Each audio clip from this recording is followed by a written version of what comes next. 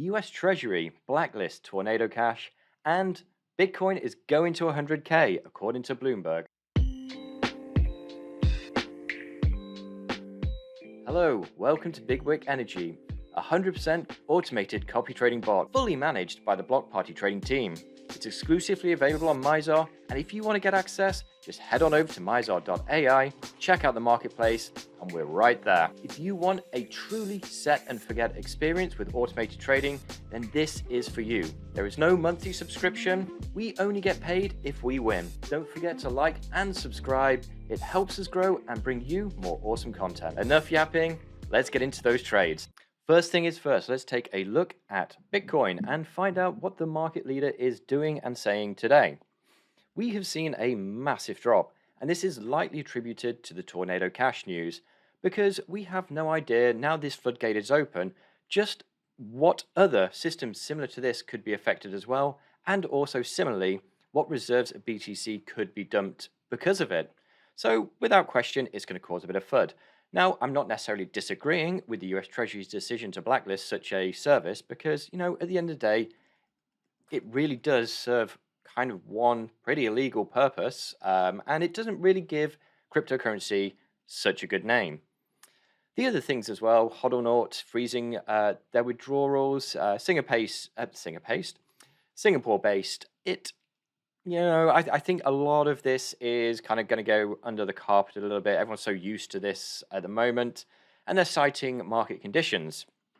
Now, in my opinion, market conditions are nowhere near as bad as they used to be, so it's something to keep an eye on all the same. However, one of the more bullish news stories that has come out is the Bloomberg senior analyst has come ahead and said it's inevitable that Bitcoin is going to 100K. Now, I would have to agree. That's where I think Bitcoin is going to be going, and I don't think it's going to be too long until we get there. Certainly within inside a year. I'm not saying by the end of the year, I'm saying within inside a year.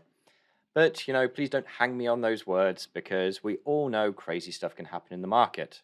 Now, let's take a look at the technical analysis. We are coming into a rather poignant part the price for Bitcoin, in that we are seeing a bullish divergence appear. Assuming we don't crash down any further and we see some sort of bounce here, then yes, we will have a bullish divergence. Bullish divergences are pretty fantastic, to be quite honest, because it's one of the more revered pieces of technical analysis that a lot of people do follow. Additionally, as well, we've just hit the 50 DEMA, and the daily moving averages are quite significant within, especially Bitcoin, because so many people have eyes on them. So they do act as quite a justifiable support and resistance zone. And not far below that as well as the 20 DMA, we are also heading down towards this unfilled weekly pivot. Now, if you've watched any of my videos before, then I do talk about weekly pivots quite a lot. Reason being is trading is just a game of probabilities. And if you can basically have probability in your favor, then it's always worthwhile following that path. Not only that as well, we have an unfilled CME gap right on that weekly pivot. Now, the two generally do come together because it's usually a pretty aggressive price move that will cause these gaps to appear. Because if we're in a kind of range cycle or a consolidation cycle, then naturally they're going to get filled. So it is usually during these aggressive trends or pumps and dumps that they'll fill. But like I said, we've got the two overlapping and those two do often get filled. So we could potentially be seeing the price go down to as low as 23K, which is the bottom of the CME gap and about the bottom of the weekly pivot. And if it does go down there, I still do feel like we're in pretty bullish territory because these psychological numbers, thousands, $100, especially the $1,000 within Bitcoin, are quite significant with placing orders. A lot of the retail traders will place their orders bang on that. Anybody worth their salt will tell you that you should probably put it a little bit before because it might not get filled if that's what you're looking for. And equally with stop losses, you want it on the other side because it could just tap that psychological barrier and then just bounce straight up, but you still get stop lossed out, which is frustrating. So avoid that and then bear this in mind. Technical analysis is psychology. But what does it mean for Bitcoin? Well, all things considered, we do actually have quite a heap of bullish sentiment here. We have, or should I say, an areas of support, not bullish sentiment. We've got the 50 DMA, we've got the 20 DMA just below, the weekly pivot, which usually causes a bounce, the CME gap, a trend line down there as well, but most significantly, in my opinion, is the bullish divergence. But whilst the RSI and the wave is showing as oversold, which is looking very good in my opinion, and we don't particularly have any bearish divergences above us.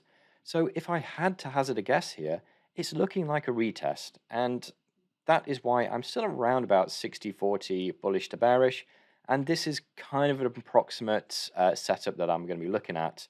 That's why we have a trade in BTC. So all in all, I am still feeling relatively bullish on Bitcoin.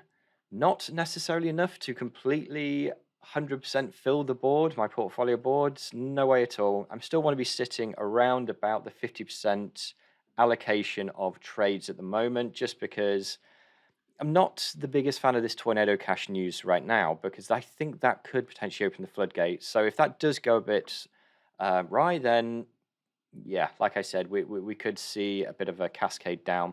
And if we do go down, then this is where kind of our long-term bear targets are sitting still. And we could very realistically see 22,000, maybe a bit below as well. And should we break below this big range here, then things are going to start to get very painful for a lot of the bulls. But let's take a look at how our portfolio is doing.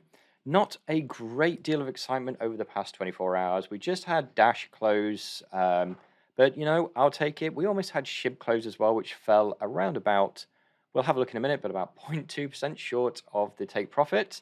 But always TPE, take profit early. Unfortunately, I was asleep when that happened, so I couldn't do that. But let's see what's on the grinder today. We have a lot of these similar patterns at the moment which are occurring, which I'm not the biggest fan of right now. And we seem to be seeing these channels appearing of this. If we take this linear regression, we can see this channel appearing, which is this ascending range per se. And what I don't like is a lot of these assets, which we'll see over the next 16 or 15 or 16 assets, are starting to break down. And I don't like that. But the bonus as well here is they're all filling their weekly pivots, which, as I've said many, many times, you can trade weekly pivots pretty effectively. And it's the same thing with Cardano as well. But when I say, you know, they've dumped a lot kind of thing, we do know they've dumped over the past 24 hours, but we still haven't actually filled any safety orders. So nothing's dumped below 10% since we put all our trades out, which is pretty good. And as soon as we get some confirmation of a bounce, then I'm going to load up the long board. If we do break down, then I'm going to be looking at the shorts again and start getting a bit more aggressive with the down tokens that I have open at the moment. Cardano, again, it's got news coming out. I still feel that's got a lot to go. AMP, this equally, I think, would be going into or taking profit by now had Bitcoin not have dumped. So I still think the interest and the volume is still there and it's going to be coming in. But otherwise, we're going through a pretty heavy consolidation there. So if we come out of that with a relatively bullish sentiment, it's going straight to TP. BNB down, or BNB should I say, went on a absolute pump, and that basically brought our BNB token down massively. But the good thing with these ones are that they work at a rate of 3x. So whilst it says 20% down there, we're looking at we need to grow 7%, which I think is totally achievable. Or should I say BNB should dump 7%. We've checked out BTC. We feel like that's going to bounce. Dash is the one that went absolutely crazy and then dumped right down. We absolutely nailed that TP perfectly. ENJ. This was a bit of a shame. If had Bitcoin not have dumped, then I feel that we would have really bounced nicely. But again, look at this. We're filling the weekly pivot nicely, and we've not even made it down anywhere near our safety order yet. So that is all good. Now, Ethereum is one of those ones which I'm not super happy about it breaking market structure as it has. I think I might be a little bit bearish on this whole linear regression. A little bit overly bearish, should I say, on this whole linear regression. But all in all, I don't like it. I don't like the look of it. So I do think that Ethereum is going to go down a little bit further, probably to about 1,650. And like I said in the last video, there's been some talk that a lot of this price is dialed in already for the merge. I don't think that's remotely the case. I think there's too much institutional interest And as soon as there's some degree of success coming out of it all, then yeah, sorry miners, but it is what it is. This kind of ticks a massive tick box exercise for the institutions in being like more eco-friendly as an option over Bitcoin. It's got that massive liquidity as well, totally scalable, and just huge upside. So really, are you even doing crypto if you're not holding Ethereum, Bitcoin, XRP, Cardano, arguably Matic as well? Next up, we have Phil. This I'm not too happy about this. This is actually breaking down on the consolidation. And we are very close to picking up our next safety order at 10%, which I won't be too upset about. Phil is a great asset, and I think that's going to go once Bitcoin starts getting some momentum up as well. HNT, look at that. Look at the faith that nobody has in HNT at the moment. But the good thing is we're still within this range. If we zoom out a little bit there, if in doubt, zoom out. And this is what we've identified as our general movement here. So we were looking to break out, and that would have been lovely had we have not crashed back in. And as you can see, I think a few people had a very similar eye on this as I have, because when we broke down on that resistance line or support at the time, then we've crashed straight back down. If we do break below around about $8.38, then yeah, I think things are going to get a little bit messy, but hopefully we'll hold this support and we'll continue up. With HNT as well, we've still only got 2 safety orders, so we can still be a little bit aggressive with this next safety order. But like I said, my plan here is once we break out of here, I'm going to jam that safety order on there and bring this price right down. And eventually, one day, maybe in 2022, we'll get out this HNT trade.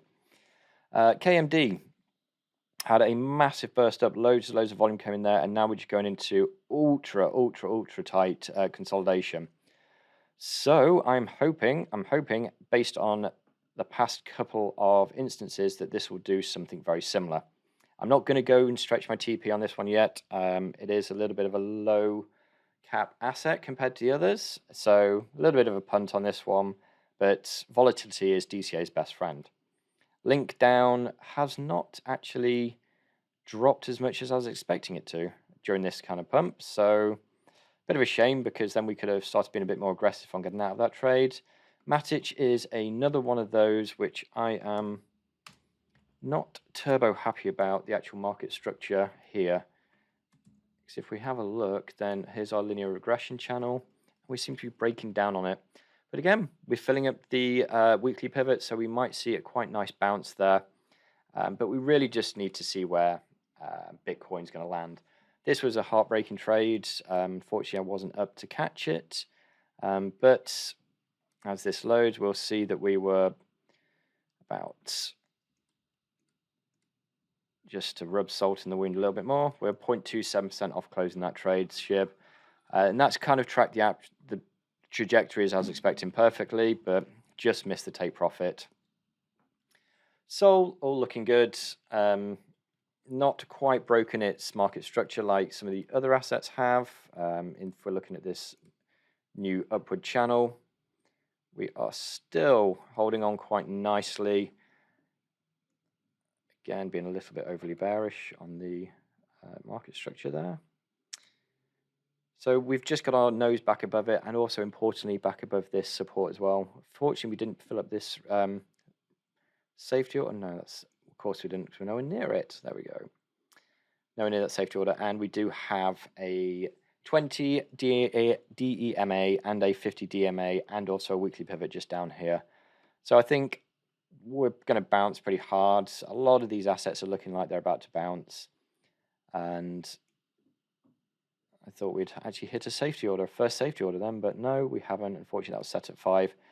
SXP actually showing a bullish Gartley. We've just filled our weekly pivot and finding some support as well, so that could actually pump pretty nicely. Although in order to confirm that, we do want to get back above around about 46 cents, and then that is going to be off to the races. TRX down, yay, that's starting to dump a little bit, so we can potentially look to do something with that. So we've been in that trade for quite some time. XRP is another one of those that have just broken market structure now. So we don't want to be seeing too many of these bear flags. So we might continue to go down a little bit further on that. ZIL as well, we've just lost this support here. Although, you know, we have crashed through that week pivot. So I do think we're going to probably head down a little bit further to around about the 0.0431 range, which would take us to somewhere near our safety orders. And then that's when the 20 DMA and the 50 DMA will kick in. So all in all, pretty uneventful past 24 hours. We closed one trade, almost closed SHIB. But at the end of the day, we have also seen around about a 5% crash in Bitcoin in the past 24. So I am not too heartbroken. Not going to be catching any nice with checking out any further short tokens, not at this stage when I think we might have a bounce. If we do start to show any further bearish consideration, then yeah, I'll start to look at that. And equally, if we do start to look a little bit bullish and bounce, then I'll start to get some further longs out. Of course, as always, guys, Big Wick Energy is available exclusively on Mizar. We have affiliate links to get discount on it. We have loads and loads of amazing affiliate links from KuCoin, Binance, FTX, all available via our website to get discount off the fees, those dreaded fees. But of course, please give us a like and subscribe on our YouTube channel. It makes me feel good and it helps us produce more content. Otherwise, keep it real.